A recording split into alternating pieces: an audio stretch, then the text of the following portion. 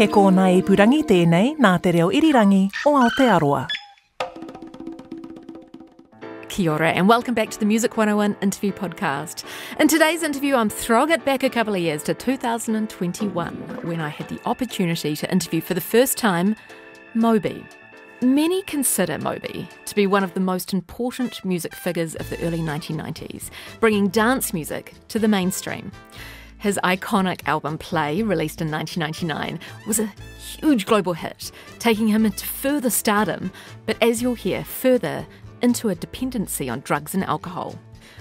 In 2021, when I had the opportunity to interview Moby, it was about his new album Reprise, which is where he sort of reimagined his music and reworked the songs from his catalogue with a full choir and orchestra, taking the music to an even more emotional, beautiful level.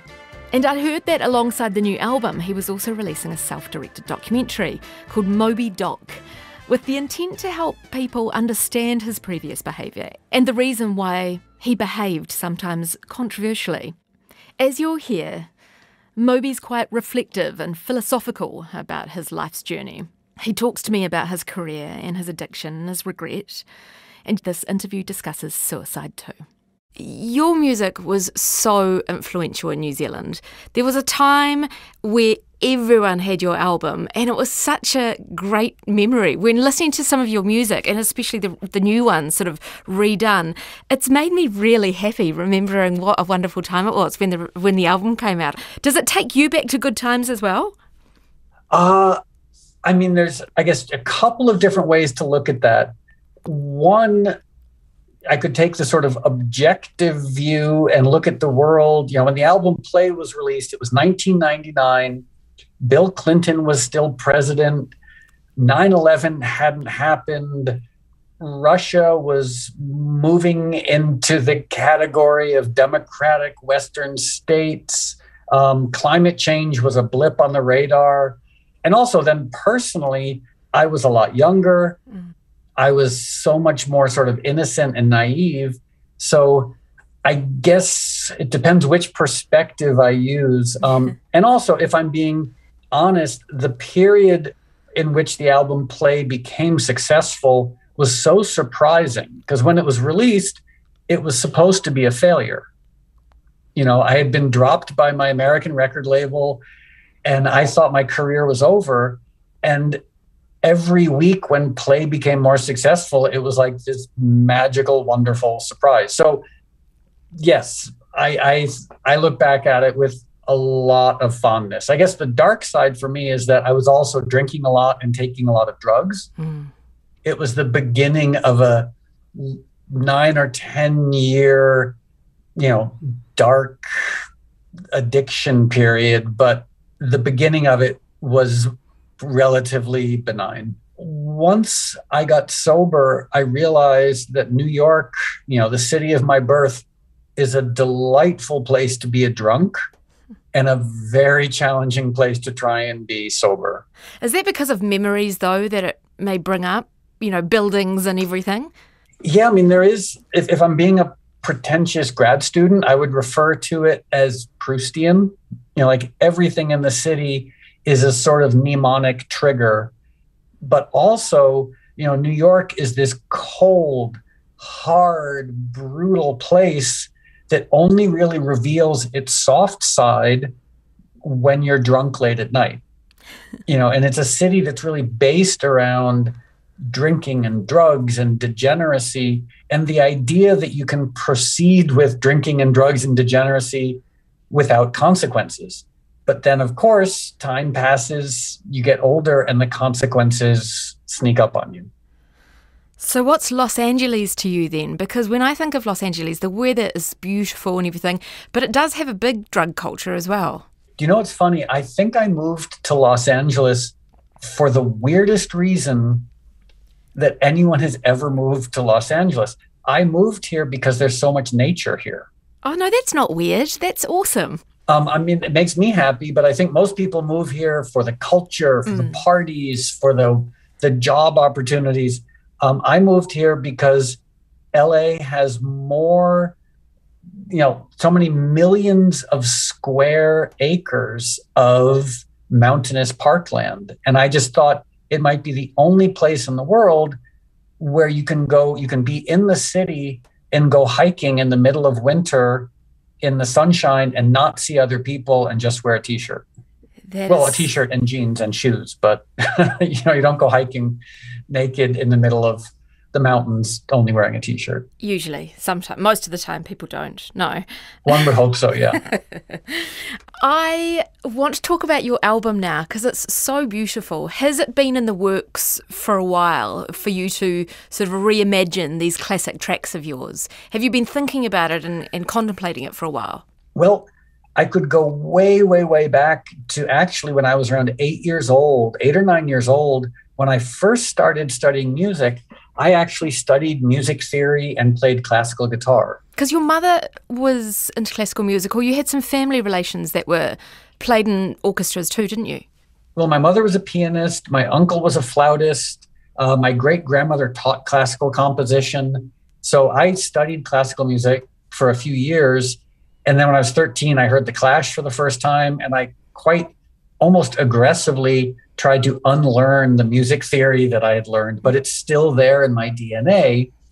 And I've always loved the ability that orchestral music and acoustic music have to communicate emotion. Yeah. Because, and please forgive me for stating the obvious, but the ultimate goal or utility for music is communicating emotion. And obviously any genre can convey and communicate emotion, but there's something about the human vulnerability that's communicated through a string quartet or even a well-orchestrated orchestra. And so about 4 years ago, I was offered to do a performance with the LA Philharmonic here in LA. And I played this show, and granted, I lack objectivity, but it was, at least from my perspective and from the people I spoke with, it was quite special. Like it was grand when it needed to be grand, intimate when it needed to be intimate. It was beautiful. We had a gospel choir on stage and a bunch of different singers.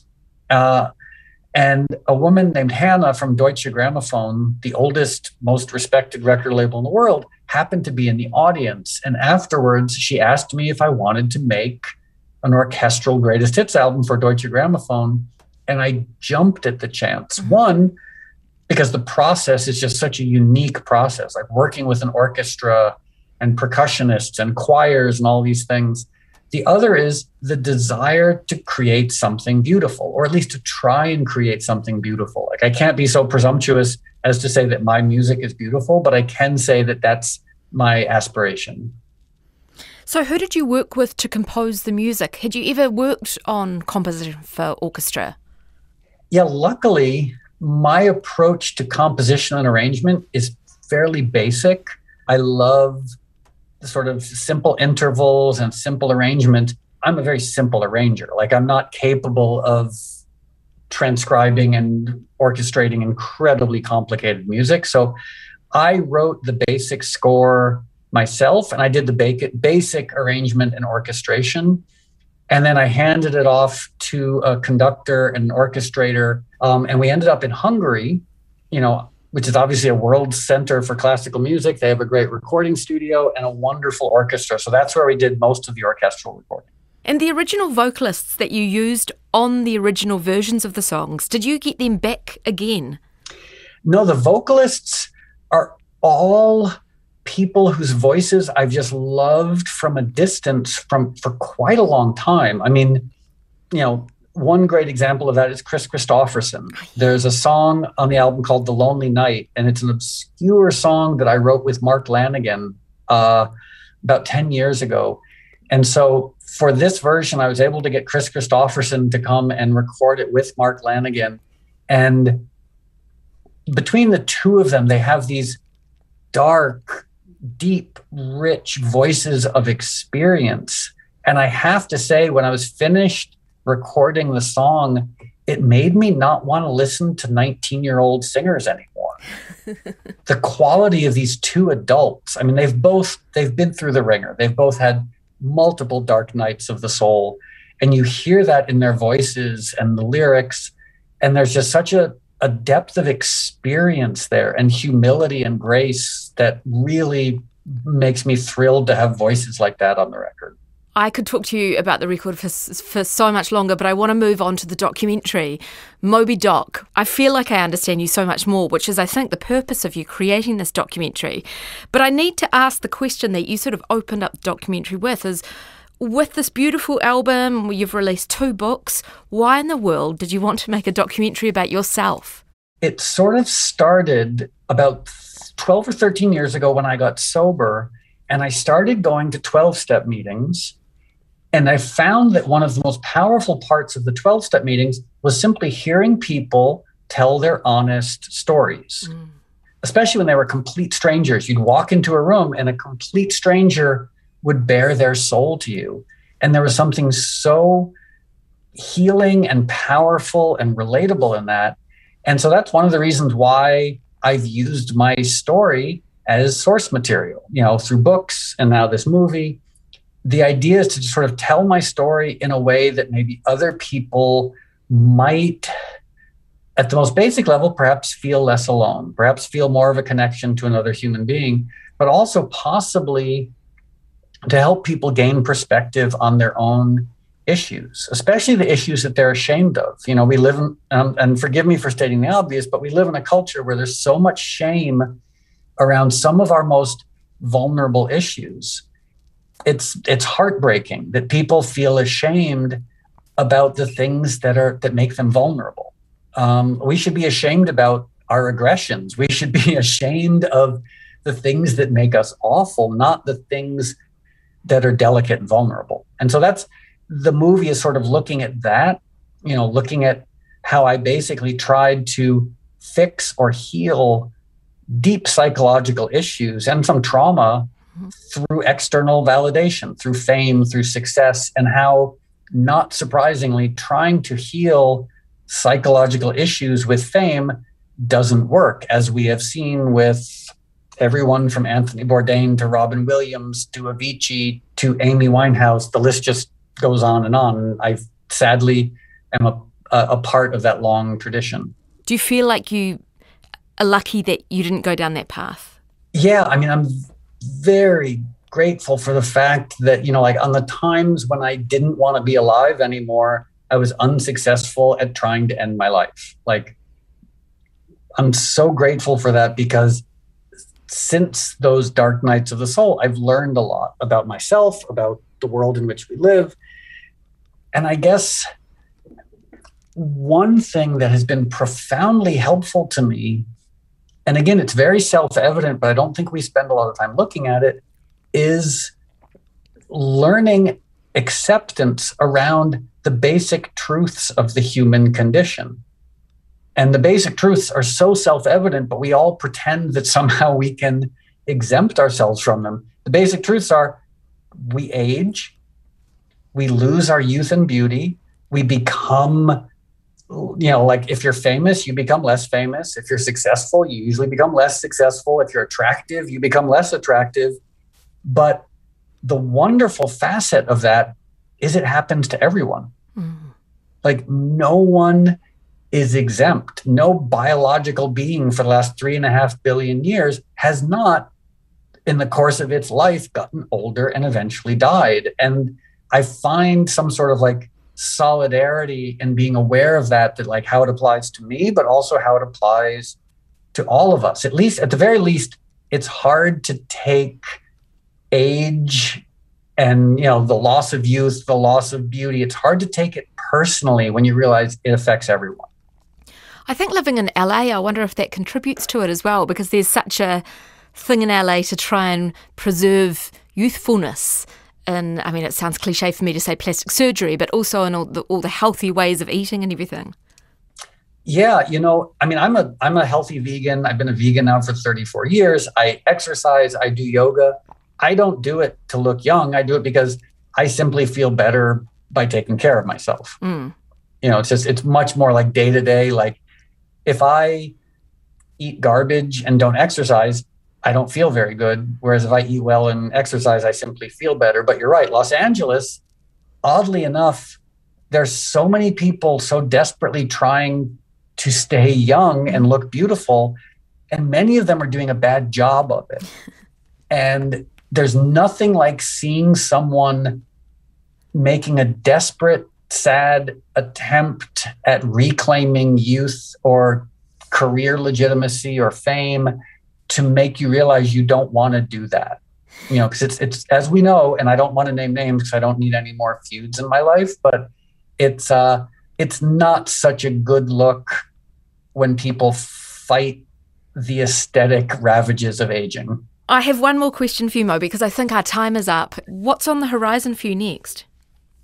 Honestly, in a very strange way, I don't see music as my career. I love making music. And for me, the benefit that I get in music is simply the act of making it.